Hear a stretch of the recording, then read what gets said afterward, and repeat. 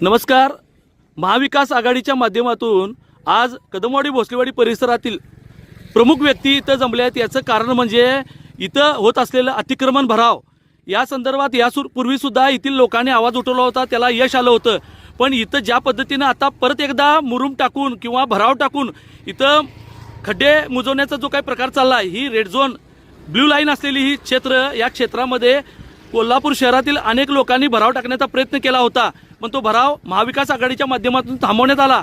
आता समोर आपल्या महाविकास आघाडीच्या माध्यमातून भरत रसाळ सर आपली भूमिका मांडतील. कदमवाडी जाधववाडी मधला जो रस्ता आहे, इथला हा परिसर जो आहे तो हा पूरग्रस्त भाग आहे.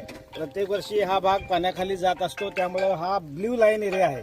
आणि अशा परिसरामध्ये कोणताही भराव टाकणं किंवा रस्ता तो उंच करणं म्हणजे आणि पूर परिस्थितीला आमंत्रण दिल्यासारखं आहे. त्यामुळे आमची मागणी अशी आहे की हा कोणी जो भराव टाकलेला आहे तो तात्काळ काढून घेतला पाहिजे आणि पूरग्रस्त जी काही परिस्थिती भविष्यकाळामध्ये निर्माण होणार आहे ती होता कामा नये, यासाठी आम्हा सर्वांची महाविकास आघाडीमध्ये एकच मागणी आहे. हा कोणी भराव या ठिकाणी टाकलेला आहे तो काढून घ्यावा आणि हा रस्ता जो काही वर आणण्याचा प्रयत्न चालू आहे, यामुळे पूर परिस्थिती चांगल्या पद्धतीने म्हणजे अगदी धोकादायकरित्या निर्माण होणार आहे ती होऊ नये.